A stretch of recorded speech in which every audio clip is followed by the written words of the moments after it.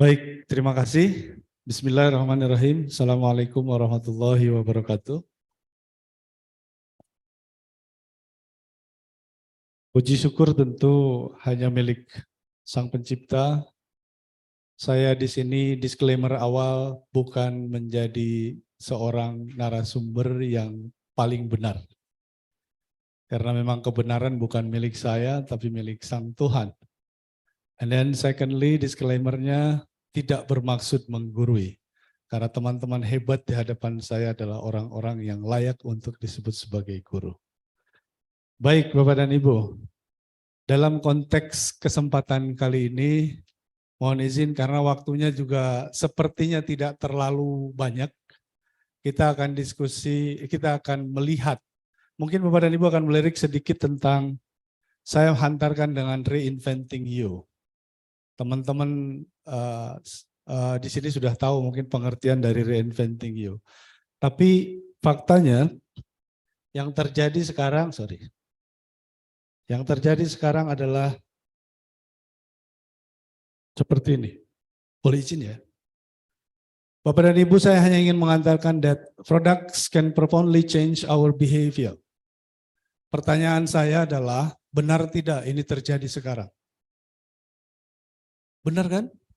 Benar kan? Sehingga seperti inilah adanya, seperti inilah kita sekarang.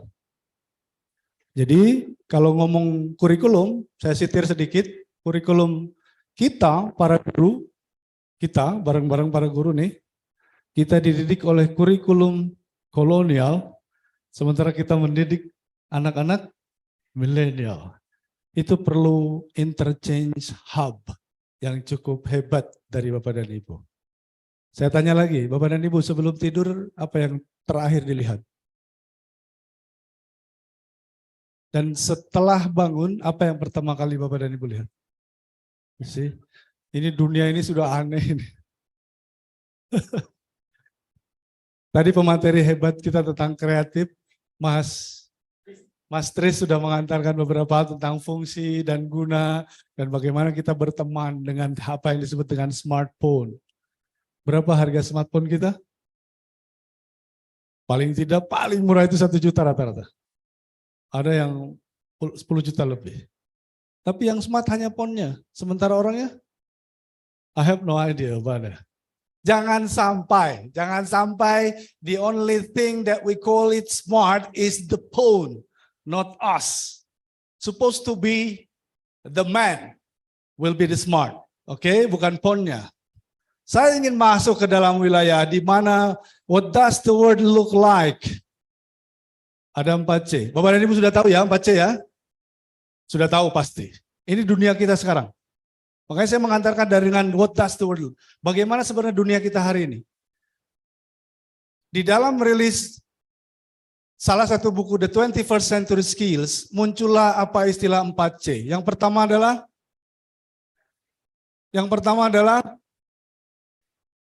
critical thinking, communication, collaboration, dan creativity. Katanya ini Bapak dan Ibu, hanya orang-orang kreatif yang menggenggam dunia.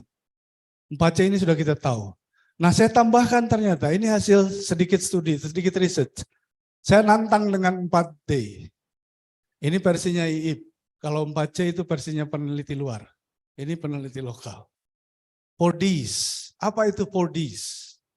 D yang pertama adalah tadi. Itu adalah digital literacy. D yang pertama itu adalah literasi digital. Berbicara literasi digital itu bukan hanya mampu membuka, hanya memasang fingerprint di dalam handphone kita, bukan. Ada etika digital, ada keamanan digital, ada adab di dalam digital juga. Makanya pemerintah menggunakan undang-undang ITE. Ya kan, literasi digital itu di situ pentingnya. Konon katanya orang Indonesia itu minat bacanya tinggi. Ya kan, percaya nggak? Percaya, karena ketika celing WA langsung ribut buka WA. Tapi ketika WA yang dibacaannya itu terlalu panjang, dia scroll dengan cepat, skip deh gitu. Artinya daya baca kita sangat lemah. Yang kedua D-nya adalah berbicara tentang data driven. Ya, data driven ini. Jangan main-main dengan data, mudah saja kita coba foto KTP dengan wajah kita. Itu sekali upload, itu metadatanya tidak hilang. Hati-hati dengan foto-foto kita yang agak-agak cunihin gitu. Karena itu bisa jadi terekspos demikian rupa. Banyaklah kejadian, nggak perlu saya contohkan sekarang.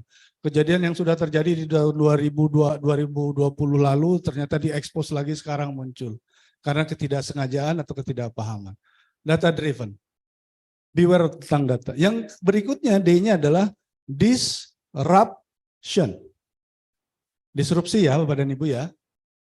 Nggak pernah kebayang sejak tahun 2018 kita masih petatang petenteng, khususnya teman-teman vokasi. Saya mengalami itu sendiri.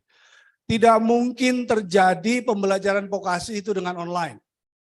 Dengan lantangnya saya berkata demikian. Karena apa? Kompetensi produktif itu harus diajarkan secara langsung, harus dipraktikkan secara langsung. Tapi kesombongan manusia itu dilawan oleh kekuatan hebat yang maha dahsyat. Tuhan menurunkan Rasulnya berupa COVID-19, akhirnya luluh lantak semua.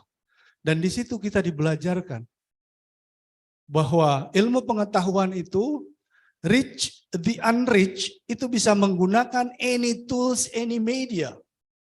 Dan sekarang berlaku. SMK juga sekarang melakukan itu. Online di mana-mana, bahkan Bapak dan Ibu sekarang sambil rapat, sambil juga buka laptop, sambil juga buka tablet, sambil juga buka handphone. Satu kesempatan concurrent itu disebut dengan disruption. Ya kan? Kacau sebenarnya dunia ini. Jadi kalau tidak kita antisipasi, kekacauan itu akan terus berlanjut semakin parah. Dan yang terakhir adalah disrupted, adalah kitanya sebagai manusia. Maka saya tarik dalam kondisi pembelajaran. Apakah kita menjadikan peserta didik kita sebagai subjek pembelajaran atau sebagai objek pembelajaran? Selama ini. Kita jadikan mereka sebagai subjek atau sebagai objek? Sebagai subjek rata-rata. Ya kan? Maka yang harus menjadi pertimbangan kita sekarang, kita drive dengan pertanyaan. Siapa klien sekolah kita? Yang menjadi klien atau konsumen sekolah kita siapa? Siapa? Orang tua atau siswanya? Kalau masih berpikir orang tua berarti kolonial. Siswa adalah customer kita, itu pelanggan kita. Kita punya peribahasa bahwa pelanggan adalah raja dan guru adalah ratunya harusnya. Makanya fasilitasi mereka, apapun yang dimaui berikan kepada sang raja itu. Dan siapa investor untuk kita? Adalah orang tua, maka baik-baiklah dengan orang tua. Dan ibu yang mau daftar ke sini insya Allah bakal diperbaiki dan dibaik-baiki. BPI memiliki komitmen untuk itu. Sehingga apa yang menjadi perhatian bahwa siswa tidak lagi dijadikan sebagai subjek, tapi mereka lebih diproyeksikan sebagai manusia-manusia merdeka yang akan melahirkan memiliki kompetensi sesuai dengan keadaban di masa datang. Bayangkan, merem saja Bapak dan Ibu, para guru khususnya. Merem saja 10 tahun ke depan anak-anak lulusan SMK kita akan ada yang jadi anggota DPR, akan ada yang jadi anggota DPRD, akan ada yang jadi bupati, akan jadi wali kota, akan jadi presiden. We don't know it yet. Tapi bayangkan saja kalau itu terjadi, apa yang terasa? Betapa bangganya kita sebagai guru. Ya kan? Betapa bangganya kita sebagai guru kalau itu terjadi di 10-15 tahun ke depan. Dan saya sampaikan kepada Bapak dan Ibu guru, saya termasuk orang yang mencemburui posisi Bapak dan Ibu sebagai guru. Cemburu banget saya sama Bapak dan Ibu. Kenapa? Menjadi guru atau becoming a teacher adalah jalan pintas menuju surga. Percaya nggak? Percaya nggak? Percaya Bu. Percaya, yakin Bu. Kenapa saya sampaikan demikian? Tadi saya tanya ke petinggi di BPI, ada berapa siswa di kita? Sekian ribu, ada 2-3 ribu kalau sekarang. Bapak dan Ibu selama mengajar di BPI ini sudah meluluskan berapa ratus atau berapa ribu? Ada yang sudah meluluskan 1.000 orang? Pernah mengajar 1.000 orang? Pernah nyampe 1.000 orang? Oke, kalau tidak 500 orang? Pernah ngajar 500 orang? Pernah dong paling tidak. Pernah tidak kepikir oleh kita, jika di antara 1 dari 500 orang itu, di dalam satu kesempatan, dia berkontemplasi dan memanjatkan doa terbaik kepada Sang Tuhan, Sang Khalik. Ya Allah, ya Tuhan kami, ampunilah Bapak dan Ibu guru kami. Masukkan mereka ke dalam surgamu. Itu dikutip, disampaikan oleh malaikat kepada Sang Rabb, Sang Khalik. Di situ terjadi pengabulan bahwa Bapak dan Ibu sudah mendapatkan porsi terbaik di surga kelak. Masya Allah. Itu kerennya menjadi seorang guru. Kalau di dalam ilmu fisika itu ada 2 daya. Ada yang disebut dengan daya ungkit, ya kan? Ada daya ungkit. Nah, guru adalah daya ungkit yang hebat. Anda memiliki daya ungkit yang luar biasa untuk melesatkan peradaban ini jauh lebih baik. Ingat itu calon ahli surga. Tapi di sisi lain, Bapak dan Ibu juga memiliki daya rusak yang luar biasa. Jika, itu tentu catatannya, jika tidak menyampaikan, mentransformasikan, dan melakukan proses-proses pembelajaran sebagaimana yang sudah dan semestinya dilakukan. Ingat itu 2 tantangan itu. Maka kita kembali kepada setelah for this ini, apa yang terjadi Bapak dan Ibu? Aset kita hari ini adalah ini. Aset dunia hari ini hanya seperti ini. Yang pertama ini smart power. Smart power terdiri dari yang pertama digital literacy, yang kedua adalah international language. Tadi saya sudah berbicara dengan Pak Boyke juga di dalam bagaimana kita memfasilitasi peserta didik kita untuk bisa memiliki daya saing dengan dunia global. Tujuan pendidikan nasional itu ada di pasal 1 ayat 19 yang berbunyi adalah tujuan pendidikan nasional adalah, ya itulah Pak, saya pernah berbicara itu. Undang-undang Sisdiknas kita nomor berapa? Nomor 20 tahun? 2000? Belum direvisi ya, masih 2003. Nah ke sini, smart power adalah international language, digital literacy, dan yang kedua adalah intellectual property. Jangan sampai properti kita hanya sebatas foto yang tertayang, video yang tertayang di TikTok dan di media-media lain. Tetapi ada intellectual property. Ada hasil research, ada inventory dan sebagainya. Saya tanya, dalam seminggu ini, Bapak dan Ibu, berapa buku yang habis dibaca? Aduh. Ada yang sudah habis 1 buku dalam seminggu ini? Buku apa saja Bu? Buku novel kayak, buku komik kayak terserah. Yang jelas buku. Baca saja itu. Karena hadirnya kita itu, apalagi sebagai pembelajar, ya harus membaca. Untuk menemukan ilmu-ilmu baru, maka pintunya adalah membaca. Dalam setahun ini, di antara Bapak dan Ibu hebat, yang calon ahli surga ini, ada yang sudah menulis buku? Ada ya Bu? Insya Allah. Ibu ini keren. Jadi dengan membaca, konon katanya kita bisa melihat dunia. Dengan menulis, maka dunia melihat kita. Ayo, mau nggak dilihat dunia? Ayo kita nulis. Intellectual property. Dan yang terakhir adalah karakter. Karakter Indonesia, karakter Jawa Barat, karakter Sunda, karakter Bandung, dan juga karakter-karakter komunal kita. Kita harus kenal itu. Nah, tujuan, salah satu esensi dari kurikulum Merdeka berbicara tentang yang pertama, itu literacy, yang kedua itu numeracy, yang ketiga adalah karakter. Dengan adanya proyek penguatan profil pelajar Pancasila. Jadi, Bapak dan Ibu sudah hafal dengan tokoh pendidikan Indonesia? Ada KHD, kuncinya KHD. Ya kan, dulu ada SBY, sekarang ada AHY, terus ada apa lagi? Sekarang kita coba singkat juga beliau dengan KHD. Ki Hajar Dewantara. Ki Hajar Dewantara itu memainkan peran tri pendidikan, trisula pendidikan. Yang pertama adalah sekolah, yang kedua orang tua, yang ketiga masyarakat. Kalau di SMK ditambah dengan masyarakatnya adalah dunia usaha, dunia industri, dan dunia kerja. Ini yang akan kita perankan di dalam kurikulum Merdeka. Bapak dan Ibu, KHD berbicara apa? Berbicara tentang filosofi. Filosofinya adalah, let's see, Filosofi. Filosofi Ki Hajar Dewantara itu ada istilah olah rasa, olah raga, olah pikir, dan olah karsa, serta beberapa yang terkait dengan apa yang harus terjadi dalam bentuk produk atau olah karya. Ingat, filosofinya adalah hidup tumbuhnya anak-anak itu terletak di luar kecakapan atau kehendak kita. Di sini tadi saya sampaikan sebagai ahli surga, itu di luar kehendak kita sebenarnya. Anak itu mau pinter, mau tidak, itu urusannya urusan kembali kepada Tuhan. Tetapi kita menjadi fasilitator agar mereka sesuai dengan apa yang dibutuhkan. Kalau Khalil Gibran menyatakan, didiklah anakmu sesuai dengan zaman yang akan dia hadapi ke depan. Jadi gak heran kalau anak-anak kita yang usianya masih bocah-bocah sekarang sudah jago menggunakan perangkat, karena memang berbeda dengan kita zamannya. Terus juga hal yang paling penting di dalam merdeka adalah kekuatan kodrati. Kekuatan kodrati manusia dalam hal ini adalah kemampuan dia untuk mengekspresikan diri, merencanakan masa depan, dan menginginkan hal-hal yang berbeda dari zaman sekarang.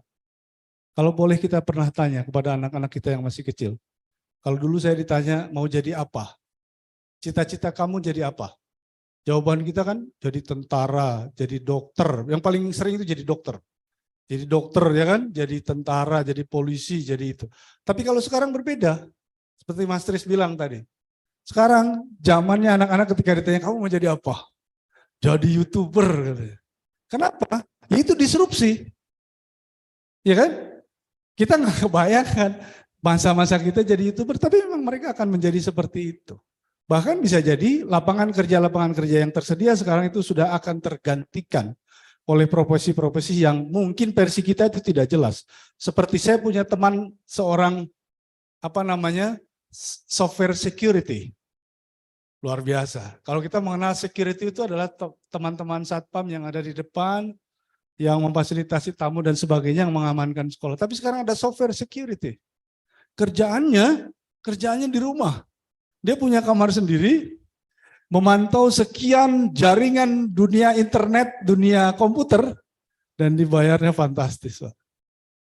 Sehingga teman-teman yang lain, tetangga-tetangga yang lain, dia ngepet ya. Rumahnya besar, mobilnya hebat, itu kendaraannya oke. Tapi nggak kerja. Nggak pernah kelihat keluar rumah atau kantor gitu. Seperti layaknya orang yang lain berpakaian resmi dan tidak. Kadang-kadang aja sesekali. Kadang-kadang dia malah izin katanya Pak RT saya mau ke Amerika, ada urusan pekerjaan. Bayangkan, dia remote pekerjaan Amerika dari Jakarta. Kalau ditanya duit, nggak usah ditanya. Terus juga profesi aktuaris, kalau Bapak dan Ibu pernah tahu aktuaris? Itu juga profesi yang sangat-sangat menjanjikan. Duitnya itu kalau dibayar sekali bekerja itu gajinya ada di 2-3 digit angkanya. Masya Allah. Nah, bisa nggak kita menghadirkan manusia-manusia hebat seperti itu? Tentu bisa.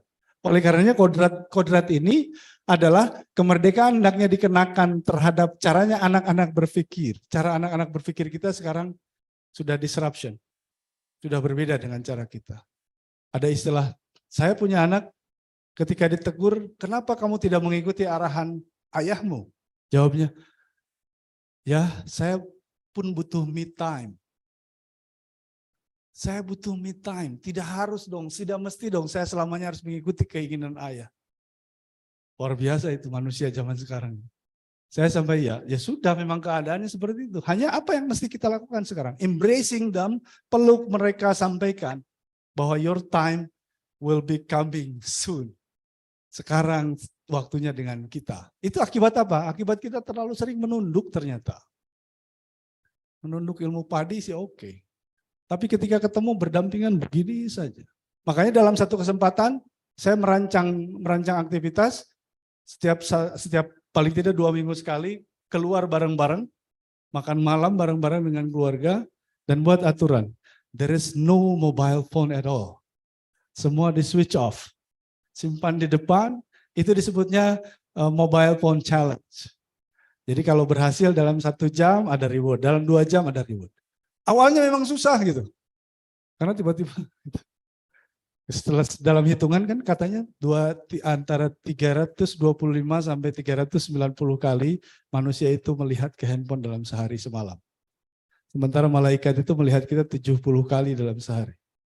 Beda sekali ya. Malaikat saja 70. Kita melihat ini 320 kali sehari. Ini kontemplasi untuk kita. Kembali kepada kodrat kita. Olah pikir, olah hati, olah rasa, olah karsa, dan olahraga. Saya bertanya kepada para guru. Apa patokan umum tentang kurikulum? Regulasinya apa? Ada aturan-aturan yang sudah dipahami.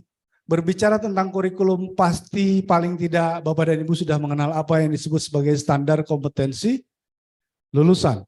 Itu tertuang di dalam peraturan Menteri Pendidikan dan Kebudayaan nomor ke sekian tahun sekian. Itu nomor keberapa Bapak dan Ibu? Saya tidak mengetes. Saya yakin Bapak dan Ibu tahu, hanya tidak ingat saja dalam kesempatan sekarang. Permendikbud nomor, etalah Pak. Ada, saya ingatkan lagi ya, ada Permendikbud nomor 5 tahun 2022 tentang standar kompetensi lulusan, nomor 7 tahun 2022 tentang standar isi, nomor 16 tahun 2022 tentang standar proses, nomor 21 tahun 2022 tentang standar penilaian hasil belajar. Paling tidak 4 itu. 4 aturan itulah yang akan kita coba gunakan.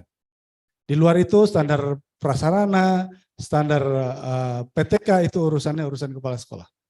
Nah dari situ kita bisa tahu 10 tahun ke depan anak-anak Indonesia akan dijadikan apa. Makanya saya selalu bilang, saya selalu nyatakan kepada siapapun kalau berbicara tentang kurikulum, kurikulum adalah arsitek masa depan.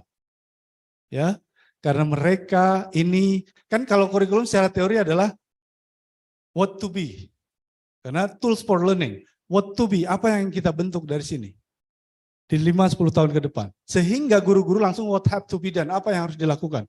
Nah di dalam capaian pembelajaran, di dalam tujuan pembelajaran, di dalam alur tujuan pembelajaran, dan di dalam modul ajar yang berisikan tentang rencana pembelajaran itu tadi dikuatkan sebagai rujukan kita dalam melaksanakan proses pembelajaran. Sehebat apapun aktivitas, jika tidak direncanakan, maka hasilnya tidak baik.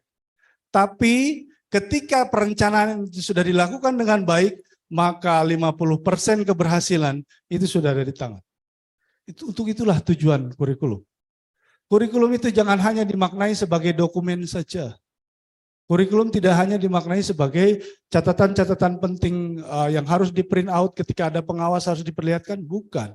Tetapi kurikulum adalah arsitek masa depan, kurikulum adalah a plan for learning, itu adalah rencana untuk pembelajaran. Ini harus dipahami dulu secara filosofis. Karena kalau berbicara filosofi yang paling unggul di dalam Mukadimah Undang-Undang Dasar tahun 1945, itu tujuan didirikan negara Republik Indonesia itu apa? Memajukan kesejahteraan umum, mencerdaskan kehidupan bangsa, ikut melaksanakan ketertiban dunia, perdamaian abadi, dan keadilan sosial. Itu tujuan negara kita. Dan itu menjadi filosofi proses pembelajaran kita. Bayangkan memajukan kesejahteraan umum. Kalau dia tidak memiliki kompetensi sosial, bagaimana dia bisa menyampaikan ide dan gagasan? Kalau tadi disebutnya C, salah satu C, yakni communication. Orang itu bisa saja pintar otaknya, tapi tidak bisa mendelivery gagasan kepada orang lain, maka orang lain tidak bisa memanfaatkan ilmunya. Konon katanya menurut para ulama yang saya tahu, sebaik-baik manusia itu adalah orang yang bisa memberikan manfaat bagi orang yang lain. Salah satu manfaat yang bisa diberikan, ya komunikasikan gagasan dan ide kita. Di situ. Yang kedua adalah mencerdaskan kehidupan bangsa. Betapa luar biasanya negeri ini dibangun oleh founding fathers kita. Tujuan negara Republik ini ada. Mencerdaskan kehidupan bangsa, ikut serta melaksanakan ketertiban dunia. Kalau dunia ngomongnya apa? Nggak mungkin dong ngomong bahasa Sunda. Ada smart power di sana. Ada international language yang harus dikuasai oleh anak-anak didik kita, oleh peserta didik kita. Itu penting, urgensinya di sana. Jadi gimana dunia mau dengar kalau Indonesia itu mampu memediasi negara satu dengan negara yang lain kalau kita tidak memiliki kapasitas untuk itu. Menghadirkan perdamaian abadi itu berbicara tentang berkebinekaan global sekarang. Kita adalah warga negara dunia. Percaya tidak kita adalah the citizens of the world. Kita harus percaya. Sebab apa? Kita belanja saja datangnya dari Hong Kong cukup dengan satu klik. Ada yang dari Australia, ada yang dari US. Dengan notifikasi Shopee misalnya. Muncullah. As long as you can afford to buy it, sah Anda jadi warga negara digital. Transaksi terjadi. Tanpa harus menunjukkan Anda orang Cimareme, Anda orang Cianjur, Anda orang Cimahi, tidak. Tapi yang jelas tidak perlu ditanya paspornya. Jelas bisa bayar, datang sesuai dengan alamatnya. Dan the deal is done. Itu citizens of the world. Oleh karenanya, turun dari mukadimah Undang-Undang Dasar tahun 1945 itu kita ejawantahkan kembali sebagaimana ada yang tercantum di sini, usaha sadar dan terencana untuk mewujudkan suasana belajar dan proses pembelajaran. Jadi yang pertama adalah kesadaran kita dalam mengupayakan proses pembelajaran itu berlangsung. Bukan bisnis as usual Bapak dan Ibu. Datang jam 7 pulang di sini jam 4 misalkan. Atau jam 3 pulang. Setelah itu udah pergi beli seblak, pergi beli apa dan sebagainya. Setelah itu tidak ada lagi berpikir tentang sekolah. Tapi berbicara usaha sadar, makanya direncanakan dulu. Kurikulum as a plan. Kurikulum sebagai rencana. Terus kurikulum as a dokumen dituangkan ke dalam dokumennya. Bapak dan Ibu sekarang diwajibkan, dituntut untuk lebih memerdekakan proses belajar. Bapak dan Ibu harus menyusun TP, apa yang disebut dengan tujuan pembelajaran. Harus menyusun. Aduh, repot meren. Aduh, bukan saya adek jadi guru. Tapi ini pemerintah sudah memfasilitasi. Ada platform Merdeka Mengajar. Ya, ada di sana contoh-contohnya ada, Pak.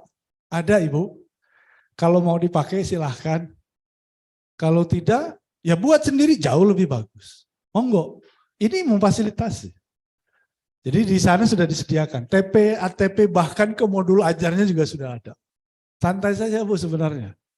Jadi jangan lagi berpikiran bahwa kurikulum itu bikin ribet, setiap ganti menteri itu pasti ganti kurikulum. Tidak ada lagi sebenarnya.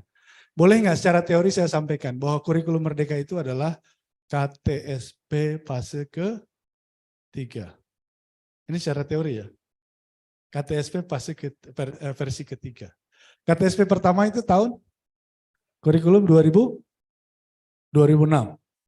Setelah kurikulum 294 tentang kurikulum berbasis kompetensi, muncullah kurikulum KTSP. Itu yang pertama. Kurikulum KTSP pertama. Yang kedua, KTSP kedua itu muncul apa yang disebut sebagai kurikulum yang disederhanakan.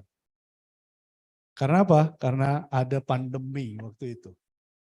Masuk kepada wilayah-wilayah esensial. Dan yang sekarang yang ketiga, kurikulum merdeka. Contoh kesamaannya apa? Dulu disebutnya kurikulum tingkat satuan pendidikan, sekarang disebutnya adalah kurikulum operasional satuan pendidikan. Bedanya KT jeung KO. Hanya, eksklusifnya di sini hanya di zaman sekarang itu, Bapak dan Ibu diminta langsung untuk melihat aspek-aspek materi-materi esensial yang sesuai dengan kebutuhan peserta didik. Makanya kurikulum merdeka atau KM itu berbicara tentang fase, bukan lagi diukur per tahun. Kalau per tahun yang terjadi apa Bapak dan Ibu? Saya yakin Bapak dan Ibu mengalami. Nudi udag adalah habisnya materi dalam 1 tahun atau 1 semester dimaksud sesuai dengan buku. Pertemuan itu ngejar itu. Perkara ente ngerti atau ngerti urusan ente. Tapi saya tuntas. Makanya disebut kriteria ketuntasan minimal. Ya kan? Bapak dan Ibu, ketika anak-anak tidak tuntas dan nilainya tidak sesuai dengan KKM, apa yang terjadi? Di rapat pleno guru Bapak dan Ibu dirumuskan bersama-sama bahwa si anak ini boleh naik atau tidak. Tambah gentong nilainya. Seperti itu terjadi. Mudah-mudahan tidak di BPI. Itu jangan sampai ada upaya-upaya memanipulasi nilai semacam itu. Nah, kemerdekaan sekarang terjadi. Suasana belajar yang aktif mengembangkan potensi dirinya untuk memiliki kekuatan spiritual keagamaan. Ada dimensi profil pelajar Pancasila itu ada berapa? Ada 6, padahal Pancasila. Silanya ada 5. Dimensinya ya genep. Berlebihan jadinya. Tapi itulah hasil rumusannya. Bahwa beriman dan bertakwa terhadap Tuhan yang Maha Esa itu menjadi fondasi awal dalam setiap proses pembelajaran. Dimanapun adanya, dimanapun lokasi kita, baik itu di Papua, di Aceh, di Sulawesi, di Sumatera Utara, bahkan di sini sama. Mengawalinya dengan spiritual keagamaan, pengendalian diri, ada self-esteem ya. Nantinya ke dalam teknik belajar ada self-regulated learning, semacam itu. Ada proses pembelajaran secara mandiri dan juga ada kemampuan skills. Berbicara kompetensi itu terdiri paling tidak ada 3 elemen di dalam kompetensi. Yang pertama adalah pengetahuan atau knowledge, yang kedua adalah keterampilan atau skills, yang ketiga adalah perilaku atau attitude atau behavior. 3 hal itu ada, kompeten dia. Jika salah satu hilang maka tidak kompeten sebenarnya. Ini penting. Untuk bisa merasakan apa kemampuan itu, kompetensi itu, maka 3 hal itu penting. Nah dalam hal ini, Bapak dan Ibu, dalam dua minggu terakhir saya berbicara di Asia Pacific Forum representing Indonesia tentang transformations of education di Bangkok waktu itu. Kita berbicara bagaimana learning loss itu terjadi. Ya Bapak dan Ibu, isu learning loss terjadi. Sejak kapan learning loss itu terjadi? Apakah gara-gara pandemi learning loss terjadi atau jauh sebelum itu? Kalau jauh sebelum itu berarti terima kasih sudah jujur. Berarti proses pembelajaran selama ini ada masalah. Maka ini saatnya kita koreksi, bukan untuk mencari salahnya. Tapi kita koreksi, bukan siapa yang salah, tapi kita koreksi proses untuk ke depannya. Jujur sekali ketika kita harus secara arif mengatakan learning loss sudah terjadi jauh sebelum COVID terjadi. Dikuatkan dan diingatkan oleh Tuhan, pembelajaran selama ini bermasalah. Ayo kita benahi. Nah ini bagian dari ikhtiar kita. Bagian dari ikhtiar kita mengembangkan kurikulum secara merdeka. Nah di dalam kurikulum merdeka, berbicaranya sangat holistik, terus berbasis kompetensi, kontekstualisasi, dan personalisasi. Ini benang merahnya. Ya, benang merahnya seperti ini. Holistik. Kurikulum itu tidak hanya berbicara tentang kemampuan kognitif peserta didik kita, tetapi bagaimana dia memiliki peran penting dan sadar terhadap posisi dirinya ketika dia akan kembali ke masyarakat. Dia sebagai anak, dia sebagai tetangga, dia sebagai warga negara, itu harus disadari secara holistik. Jangan sampai, saya ini kan masih pelajar. Tidak perlu ikut-ikutan dan tentang kontestasi politik yang ada, tentang hingar-bingar politik yang ada, salah sekali. Karena justru politik itu hadir untuk dirancang agar pada masanya kelak dia, pelajar itu, bisa hidup dengan aman, damai, tentram, dan sejahtera. Kalau mereka tidak diingatkan, tidak disadarkan sejak sekarang, bahaya. Makanya P5 sudah menghadirkan apa yang disebut sebagai aktivitas-aktivitas keorganisasian secara politik di dalam elemen-elemen fungsionalnya. Mudah-mudahan bisa menjembatani itu. Dan berikutnya, kompetensi yang harus muncul itu bersifat esensial. Jadi bukan hanya hal-hal yang remeh-temeh ya. Dulu itu sampai ngejar kepada, kalau kita pernah mengalami yang K13 itu kan banyak sekali kompetensi inti, kompetensi dasar yang terlalu panjang. Katakanlah dalam satu kompetensi kita pernah mengalami di dalam satu mata pelajaran untuk semester A misalkan, KD-nya itu sampai 13 biji, banyak sekali. Nah sekarang yang 13 itu bisa nggak jadi setengahnya, atau bahkan bisa nggak jadi seperempatnya. Kita ubah itu, karena nanti akan berhadapan dengan kemampuan literasi dan kemampuan numerasi. Numerasi itu sama tidak dengan matematika? Numerasi sama tidak dengan matematika? Ada perbedaan. Bahwa numerasi, bahwa matematika itu adalah mata pelajaran, Sementara yang ansih, yang khusus berbicara tentang apa yang dikategorikan sebagai hitung-menghitung, bangun-membangun, dan sebagainya. Sementara literasi itu kemampuan yang terintegrasi dengan seluruh kehidupan dan aktivitas-aktivitas mata pelajaran lainnya. Jadi di IPS ada literasinya, di budaya juga ada literasinya, di agama bahkan ada literasinya. Karena kalau ngitung bab waris di dalam pelajaran agama bukan matematika. Dan disitulah literasi dimainkan. Gitu. Bapak dan Ibu. Dan kontekstualisasi seperti tadi dicontohkan. Yuk Jawa Barat, Jabar Masaki, yuk Jawa Barat, Jabar Juara, yuk kita kontekstualisasikan kurikulum merdeka ke dalam Jabar Masaki dan Jabar Juara. Bisa, there's nothing impossible. Semua pasti mungkin, apapun itu. Asal kita memahami bahwa core of the core dari proses pembelajaran adalah kurikulum. Kurikulum itu adalah jantungnya pendidikan. Kalau jantungnya saja tidak diketahui, sudah tidak berdetak, maka pendidikan itu tidak akan bisa berjalan dengan baik. Nah, siapa yang harus melakukan ini? Yang bertanggung jawab terhadap kurikulum? Siapa yang bertanggung jawab terhadap suksesnya kurikulum? Kembali kepada kita, para ahli surga inilah yang akan memastikan bahwa kurikulum ini berjalan dengan baik. Kurikulum diberikan sekarang seluas-luasnya kepada Bapak dan Ibu. Merdekakan dalam proses belajar Bapak dan Ibu. Kenapa? Tidak ada ujian nasional. Ya kan? Tidak perlu terburu-buru. Jadi tidak ada alat ukur yang seperti dulu ujian nasional, sampai di beberapa tempat pada saat ujian nasional itu malam-malamnya para guru riweuh. Ya kan? Turut serta menyobek soal. Menjawabkan soal-soal itu untuk anak-anak didiknya sehingga di pagi hari anak-anak itu sudah pede dengan jawaban dari Bapak dan Ibu guru. Apakah itu bukan sebuah perilaku manipulatif? Tentu itu yang berbahaya. Maka sekarang tidak ada hal seperti itu. Adanya adalah asesmen kompetensi minimal. Tapi hanya berbicara 3 hal. Literasi, kompetensi, dan karakter. Dan itu alat ukurnya, siapa yang punya alat ukurnya? Bapak dan Ibu. Saya tadi berbicara di dalam itu, Bapak dan Ibu kalau berbicara penilaian, menilai peserta didik itu, para guru itu, tanpa harus melihat mereka dari rumah pun kita udah tahu kok. Nilai si Pulan bin Pulan itu layaknya berapa kita udah tahu kan. Saya tahu kok kompetensi IIP itu siapa sih. Hanya segitu kok nilainya.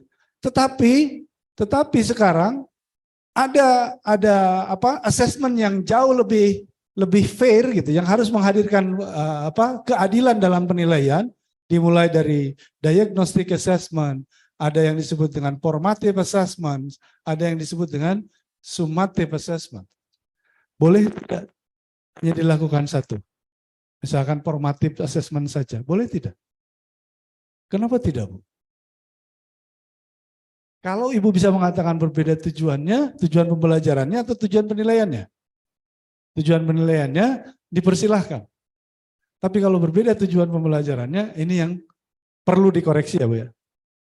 Tetapi jika hanya cukup menggunakan asesmen sumatif saja atau formatif saja, sesungguhnya itu kemerdekaan sedang berlangsung.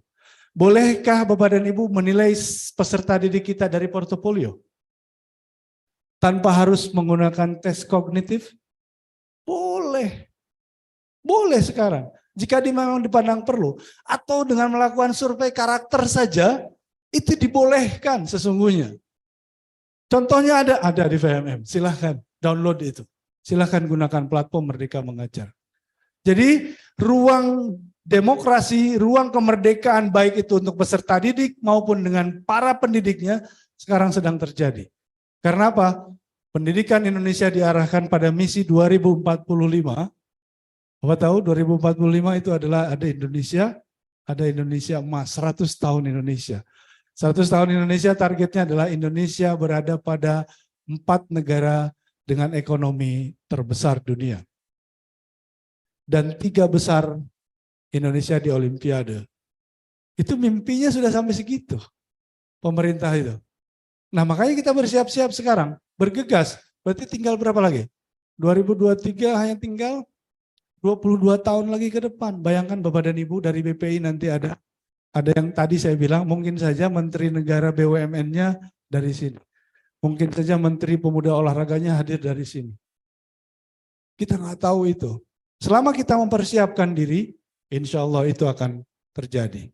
Nah, Bapak dan Ibu, berikutnya adalah apa yang harusnya ini implementasi, apa yang sedang terjadi sekarang. BPI berada pada fase yang mana? Kurikulum Merdeka, mandiri belajar, mandiri berubah, mandiri di fase ketiga sekarang. Kita sudah mandiri berbagi, Bu? Sebagai sekolah penggerak, tentu menjadi tanggung jawab untuk memiliki kemampuan diseminasi yang lebih luas.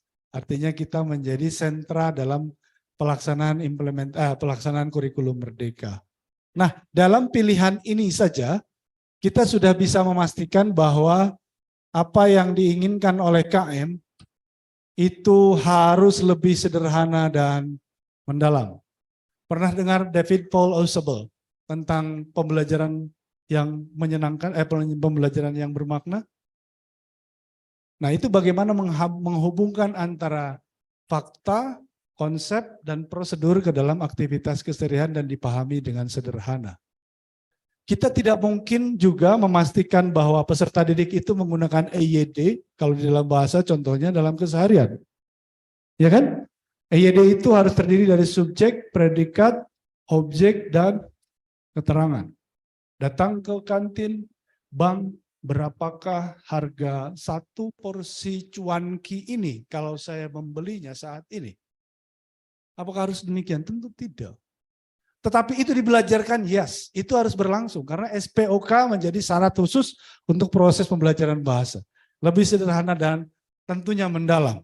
Dan dalam konteks ini, kita contohkan antara apa yang harus berlangsung dalam proses teori belajar dengan pembelajaran ditambah dengan koneksi antar mata pelajaran. Kemampuan yang ingin dicapai adalah membedakan jumlah ukuran dan prosedur dengan membandingkan jumlah ukuran prosedur sehingga kemampuan peserta didik itu mampu membedakan antara urutan atas, bawah, depan, belakang, awal, dan akhir.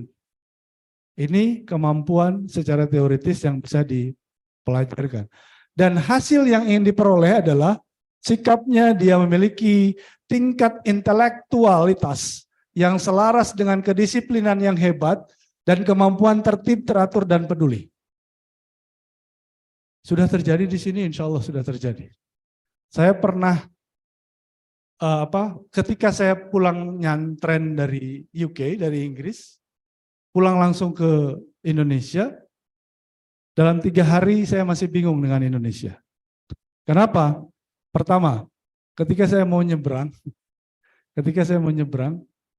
itu diam saja orang-orang terus lewat. Walaupun di zebra cross.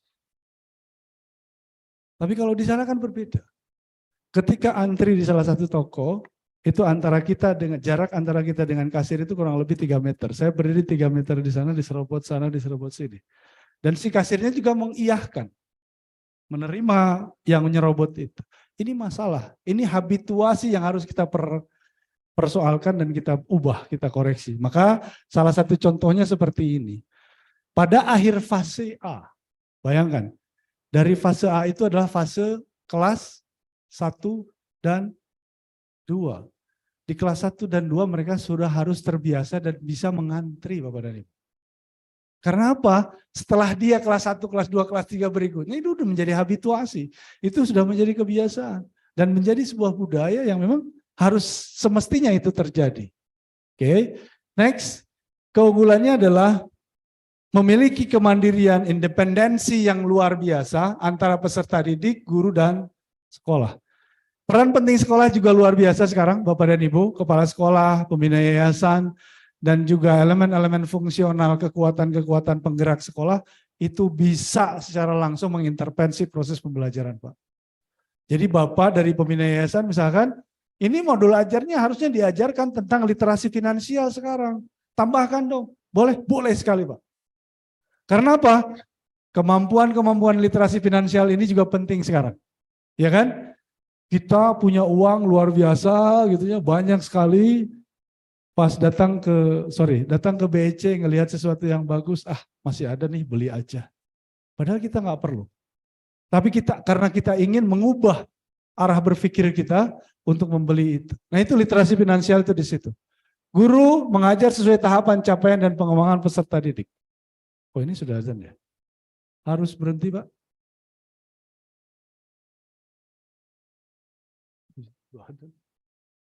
Baik, kita hentikan sebentar.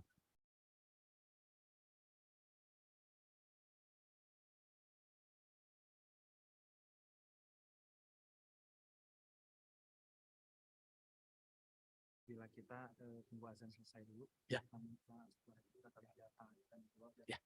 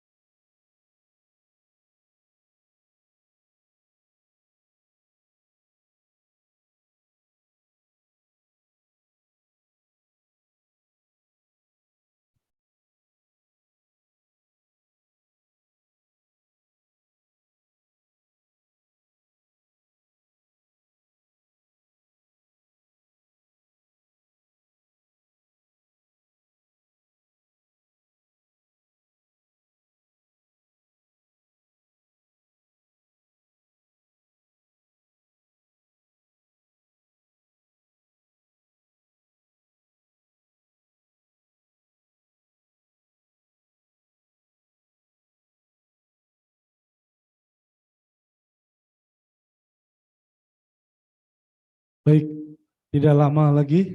Setelah ini kita masuk ke relevan dan interaktif. Ini kurikulum, relevan dan interaktif. Kalau pertanyaan saya sekarang, Bapak dan Ibu, kalau ada pertanyaan 5 ditambah 3 sama dengan berapa jawabannya? 8. Ada yang bisa menjawab selain 8? 5 tambah 3 sama dengan? 10 dikurangi 2. Boleh seperti itu? Keren, itu kurikulum merdeka dan itu numerasi. Tepuk tangan untuk Ibu. Jadi kita keluar dari hal-hal yang menjadi rutinitas yang selama ini justru setup kita dalam satu situasi, sekarang kita bergerak maju. Bahwa 5 tambah 3 adalah 16 dibagi 2. Ya Bu, 10 dikurangi 2. 4 dikali, banyak sekali sebenarnya jawaban untuk itu. Dari Jakarta ke Bandung, boleh lewat Puncak, boleh lewat tol, boleh lewat Sukabumi. Boleh? Boleh, tidak ada yang menyalahkan. Itulah kurikulum. Tujuan pembelajarannya jelas. Destinasi yang dicapainya jelas. Perkara Anda mau menggunakan modanya apa, jalannya apa, silahkan tujuan dituangkan di dalam alur tujuan pembelajaran itu tadi.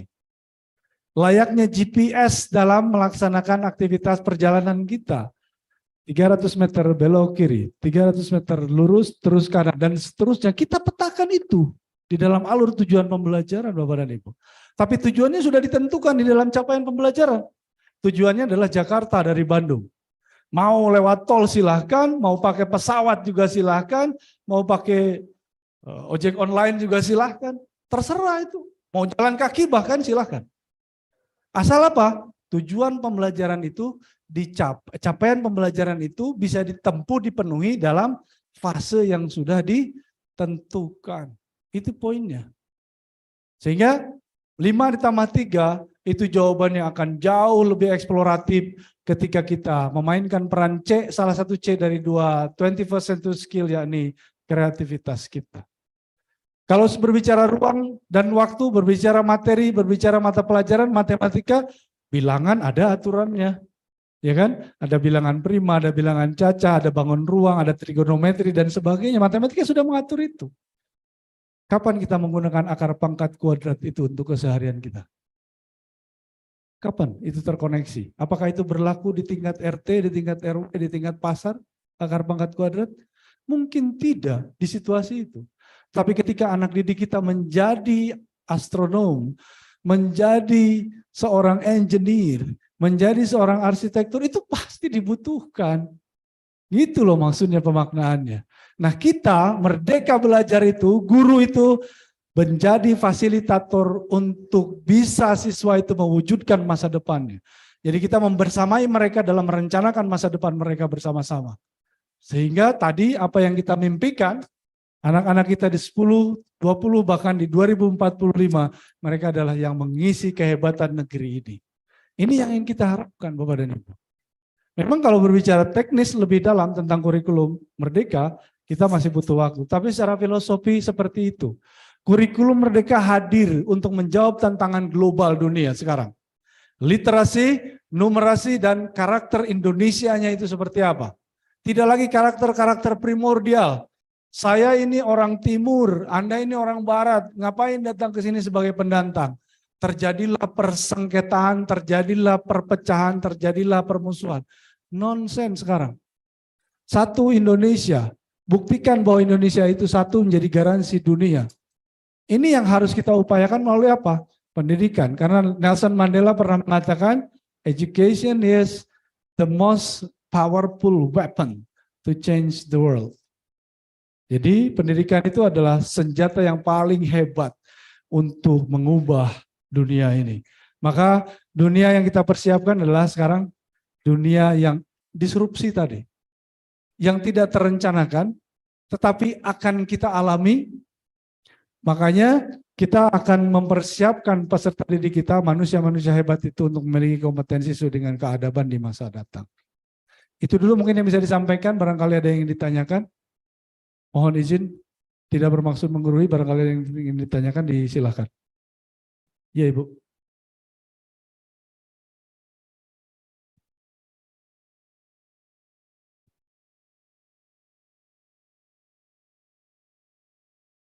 Bismillahirrahmanirrahim. Assalamualaikum warahmatullahi wabarakatuh. Mohon izin bertanya, Bapak. Mungkin di sini saya ada 2 pertanyaan mengenai kurikulum merdeka. Gitu. Perkenalkan saya Dina, calon orang tua dari calon siswi SMK BPI. Gitu. SMK BPI. Yang pertama, Bapak, yang mau saya tanyakan tentang kurikulum merdeka. Adakah perbedaan penerapan kurikulum merdeka antara SMA dan SMK? Di mana yang saya tahu mungkin keterbatasan pengetahuan saya ya Pak ya. SMA mungkin lebih banyak teori, tapi dari SMP yang anak saya jalanin, dari kurikulum merdeka ini jadi banyak praktek juga. Nah, dari yang saya tahu juga untuk SMK kan lebih banyak praktek ya Pak ya. Nah nanti dikolaborasikan di kurikulum merdekanya itu bakal seperti apa? Itu yang pertama. Yang kedua, karena saya dulu SMA dan anak saya yang sekarang mau SMK gitu. Masih ada statement di luar untuk kuliah itu lebih gampang di SMA. Katanya ya Pak ya. Gitu. Jadi saya yang mau tanyakan di kurikulum merdeka ini adakah pemerataan kesamaan kesempatan anak-anak untuk tetap bisa melanjutkan ke kuliah gitu. Karena di luar itu ada statement SMA pasti kuliah, kalau SMK kerja katanya gitu. Sementara kita sebagai orang tua kan tetap ingin pendidikan yang terbaik untuk anak gitu Pak. Terima kasih, itu aja. Assalamualaikum warahmatullahi wabarakatuh. Waalaikumsalam warahmatullahi wabarakatuh. Luar biasa pertanyaannya Ibu. Silakan Pak. Oh, langsung. Ibu boleh langsung Baik. saja dijawab. Saya jawab dari yang belakang, Bu. Terkait kesempatan untuk anak SMK. Ibu dan Ibu SMK ini juga sudah tahu sepertinya ya. Bahwa apalagi berbicara dengan konteks KM, tidak ada perbedaan antara SMA dan SMK. Semua memiliki kesempatan yang sama untuk melanjutkan sebagaimana yang yang Ibu tadi sampaikan. Jadi tidak usah khawatir ya Bu ya untuk itu. Hanya perbedaan ini aksentuasi antara SMK dengan SMA ya. Perbedaan ada di situ. SMK itu relatively sekarang masih di 60-40 ya Bu ya. Nanti menuju ke 70-30, 30 untuk theoretical, 70 untuk sebutlah praktik ya. Padahal bahasa kita itu bahasa produktif, kompetensinya kompetensi produk, tapi praktek ya Bu ya. Seperti itu. Sementara SMA, perimbangan antara teori dan praktik itu dilaksanakan pada aktivitas-aktivitas mata pelajaran terkait. Sekarang dengan adanya proyek penguatan pelajar Pancasila, interkoneksi antara MAPEL itu diharapkan, dan insya Allah sekolah-sekolah penggerak sudah melakukan itu terjadi Bu. Jadi mereka praktek juga, mungkin agak heran, tidak perlu heran ketika nanti teman-teman SMA, kayak anak SMK ini melakukan proyek-proyek seperti ini. Sangat mungkin itu terjadi. Karena apa? Ini untuk membuka ruang yang sama, kesempatan yang sama antara kemampuan anak-anak peserta didik kita, baik itu di jenjang SMA maupun SMK. Hanya perbedaannya tidak terlalu signifikan sebenarnya. Kalau dulu, namanya juga SMK ya, dinamakan SMK Sekolah Kejuruan. Masih ingat ketika Profesor Wardiman Joyonegoro menginisiasi ini, yang disebut dengan link and match pada saat itu, SMK itu kejuruan ya bahasanya. Jadi yang menghasilkan juru-juru ahli, ada juru masak, ada juru bangunan, ada juru yang lain, ada juru jahit dan sebagainya. Tujuannya sebenarnya awalnya dari itu. Karena apa? Pada masa-masa itu kalau tidak salah, lapangan kerja itu begitu luas, melimpah, sementara tenaga kerjanya masih terbatas. Sehingga dibuatlah pola demikian. Nah sekarang lebih di-generate, lebih lagi dieksplorasi, menjadi kecakapan hidup, menjadi vokasional. Jadi opsinya, apakah dia itu bekerja, istilah SMK itu ada istilah BMW Bapak. Apakah dia itu bekerja, melanjutkan atau berwirausaha. Sementara proyek apa yang disampaikan oleh Presiden Joko Widodo dalam revitalisasi pendidikan vokasi itu mengharapkan melalui lulusan SMK itu akan hadir wirausahawan baru yang bisa membangun pemulihan, mendorong pemulihan ekonomi nasional. Jadi konteksnya seperti itu ya Bu, tidak perlu khawatir tentang antara SMK dengan SMA, apakah mereka bisa melanjutkan atau tidak. Kita lihat di Merdeka Belajar edisi ke-20 yang disampaikan oleh Mas Menteri tentang transformasi seleksi masuk perguruan tinggi di Indonesia, proporsinya fair untuk SMK dengan SMA sama saja, tidak diberlakukan beda. Itu Ibu untuk yang terkait dengan itu.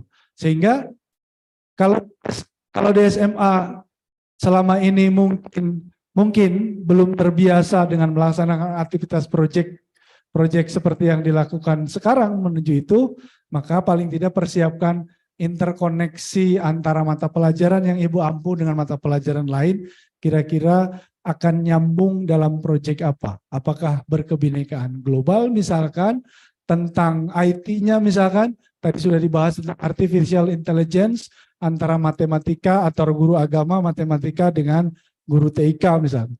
Itu proyek-proyek yang bisa dibangun oleh guru dan peserta didik dalam satu kesempatan. Seperti itu Ibu, dan selamat, semoga niatnya dikabulkan untuk menjadi orang tua yang memiliki anaknya di sekolah di BPI. Baik, luar biasa Terima kasih Pak Iib dan tentunya Ibu mendapatkan voucher Bu Tepuk tangan. untuk free SPP 1 bulan. Selamat melanjutkan ke SMK ya Bu ya. Semoga tidak dilihat Dimantapkan besarnya ya. Betul. Namun ini apresiasi bahwa bukan hanya guru namun orang tua juga memiliki niatan untuk memajukan pendidikan khususnya di BPI ini. Ya, Terima tadi kasih. dilihat juga tentunya orang tua sangat paham. Dari yang Ibu sampaikan juga Ibu sangat paham sekali memperhatikan. Betul, Jadi perhatikan. tidak perlu khawatir. Kita memiliki orang tua yang memahami kurikulum merdeka yang tentunya akan menunjang anaknya juga untuk saling jadinya untuk menciptakan Sepertinya kualitas pertanyaan bukan pendidikan. hanya dari Ibu ini. Barangkali Bapak ada lagi pertanyaannya kita bukan Karena kita masih punya voucher lagi. dari Ibu nih, ada Ibu. Boleh, silakan. Boleh Pak Agem difasilitasi mikrofonnya?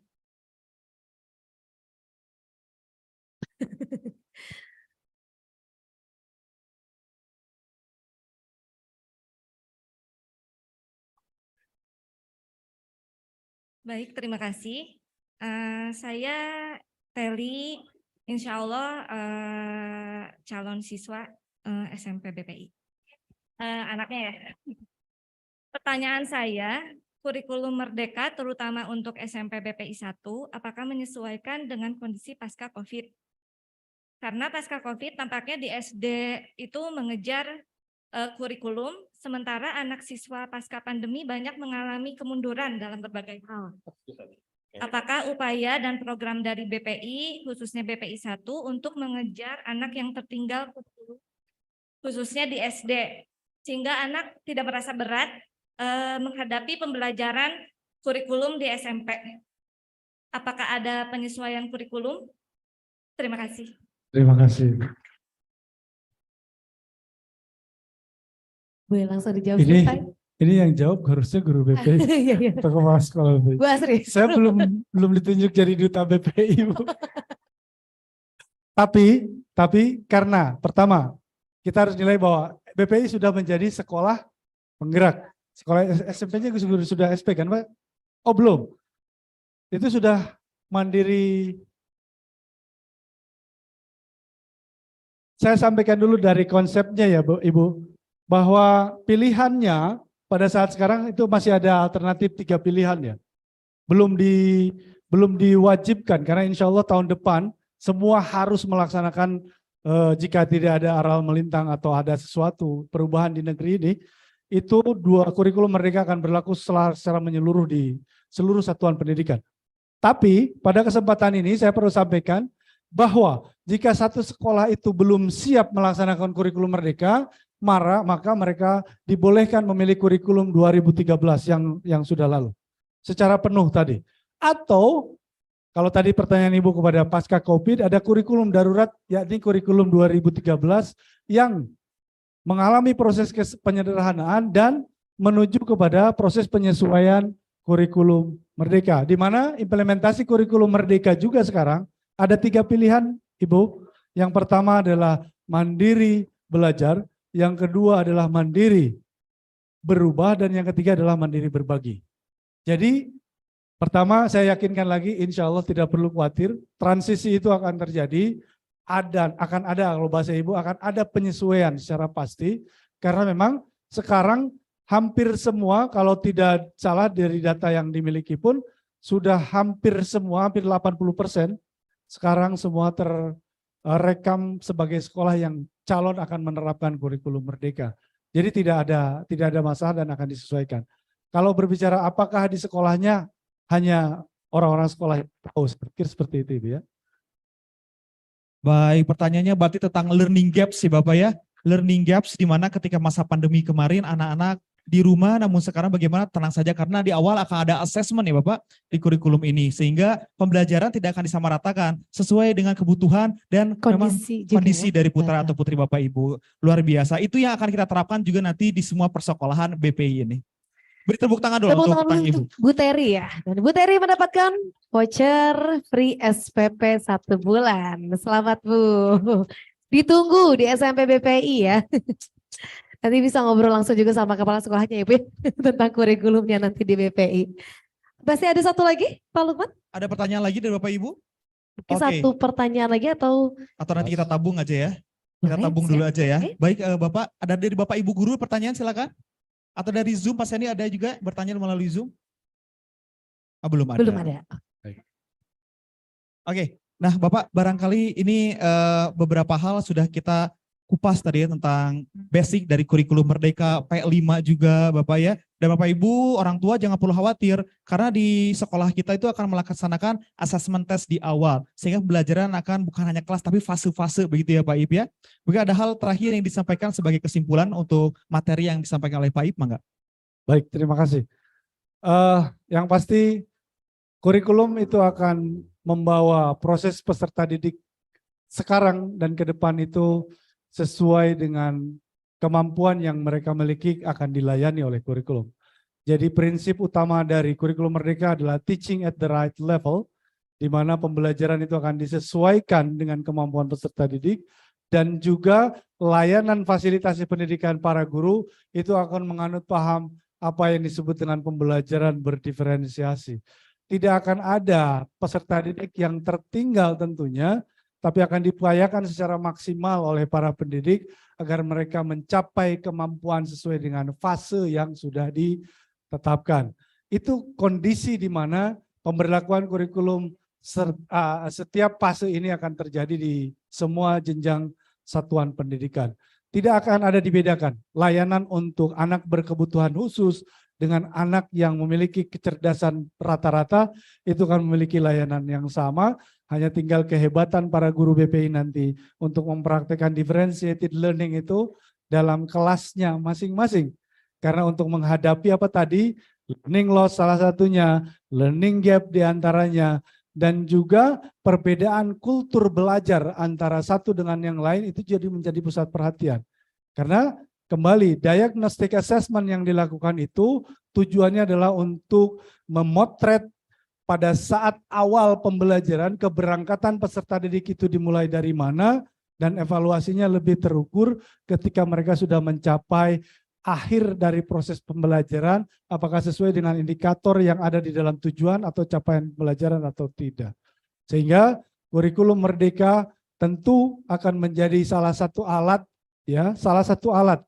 Karena jangan jadikan kurikulum Merdeka ini sebagai kitab suci, tetapi sebagai alat untuk para peserta didik itu belajar, mengetahui tentang ilmu pengetahuan, memiliki keterampilan, dan mempraktikkan pola-pola hidup dalam bentuk perilaku-perilaku baik, sebagaimana yang sudah dipersyaratkan, baik itu sesuai dengan keyakinan keberagamaan dan juga sesuai dengan budaya. Learning to do, learning to know, learning to be, dan learning to live together pada akhirnya akan menghasilkan harmoni dalam kehidupan kebangsaan kita. Ingat, calon ahli surga itu akan dimintai pertanggungjawabannya bukan hanya di atas rapot saja, tetapi kelak di yaumil akhir, di hari pembalasan kita akan dimintai juga pertanggungjawaban tentang kenapa kita memberikan nilai sepantasnya kepada si A, kepada si B, tentang kenapa kita tidak mentransformasikan kemampuan secara maksimal.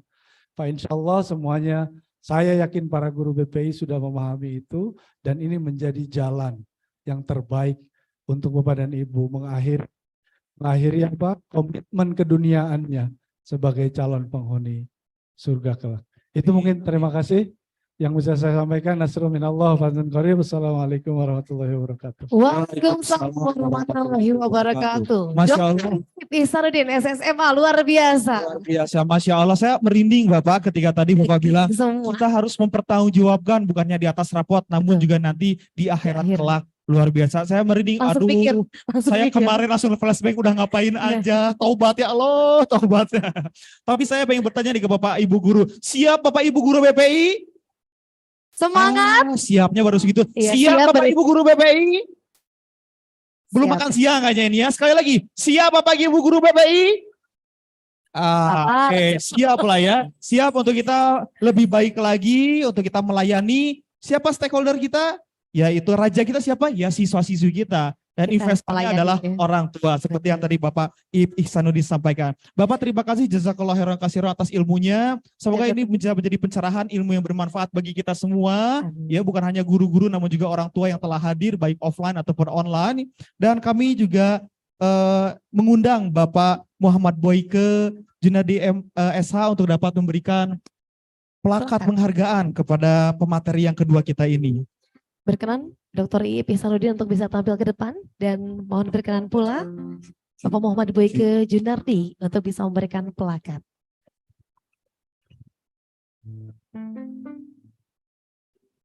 Dan insya Allah nanti setelah ini kita akan membedah lagi tentang kurikulum Merdeka bersama-sama. Ya, terima kasih Bapak, dan kami persilakan Bapak Boyke untuk menyerahkan plakat penghargaan sebagai kenang-kenangan juga. Mungkin jangan dilihat dari plakatnya Bapak, namun alhamdulillah ini silaturahim kita bisa nanti kita lebih cariin lagi ya Ibu Sinta. Betul sekali. Kita Tepuk berikan tangan tepuk dong tangan Bapak dan Ibu. untuk Bapak Dr. Iip Ihsanuddin SSMA. Jadi gambaran umumnya sudah kita dapat dan juga karakter dari kurikulum Merdeka juga sudah kita pahami Bapak dan Ibu. Betul. Nanti kita praktek juga. Siap-siap ini nanti Bapak Ibu ya. Setelah itu Meskipun juga akan di ada. tahun sebelumnya beberapa sekolah sudah melaksanakan proyek-proyeknya sendiri, sehingga ada Bapak Ibu orang tua yang diundang untuk melihat hasil karya siswa.